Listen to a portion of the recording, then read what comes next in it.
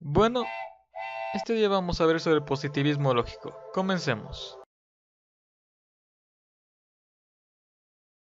Es una corriente filosófica de la ciencia que surge durante la primera mitad del siglo XX, el cual aparece primero en Europa, más específicamente Austria, y luego continúa en Norteamérica, el cual es influida por el empirismo y las técnicas lógico-formales por Frege, Whitehead y Russell. El movimiento se ocupó principalmente de la lógica de la ciencia, considerando a la filosofía la encargada de distinguir entre lo que es ciencia y lo que no es. Asimismo, su interés se centra en la elaboración de un lenguaje común hacia toda la ciencia.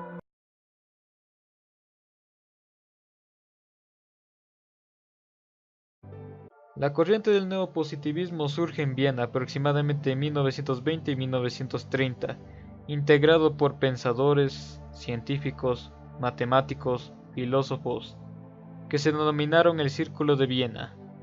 Su origen tuvo lugar en 1922 por Moritz Schlick, fundador y guía del grupo. Ocupó la cátedra de filosofía de la Universidad de Viena, en donde existía una tradición por la filosofía empirista.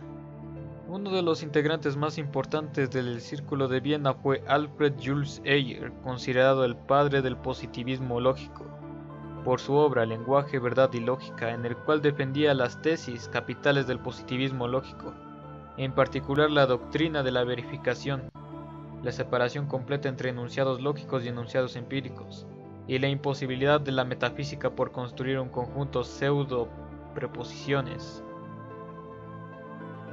Otro personaje que apoyó de gran medida el positivismo lógico fue Ludwig Wittgenstein, el cual no perteneció al Círculo de Viena, pero los apoyó con el análisis lógico, en su obra el Tractatus Logico-Philosophicus.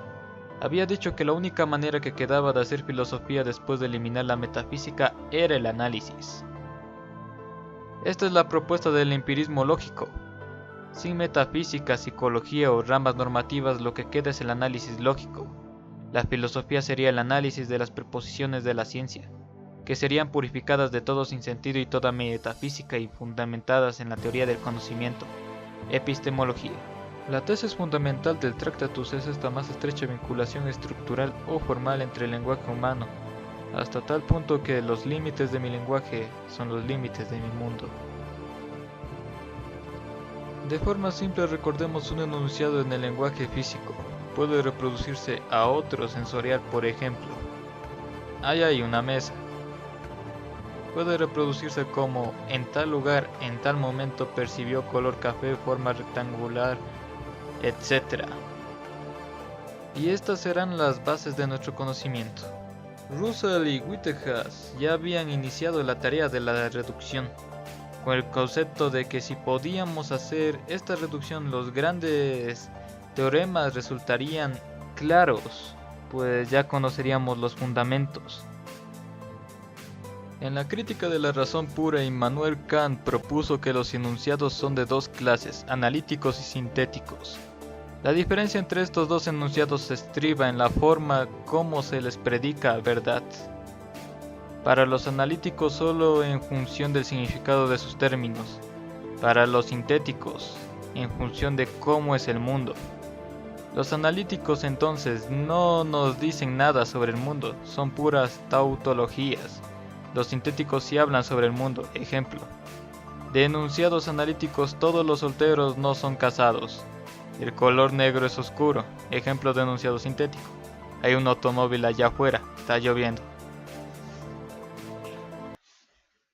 Todos estos conceptos fueron vigentes hasta 1936, justo cuando llegó la entrada del nazismo.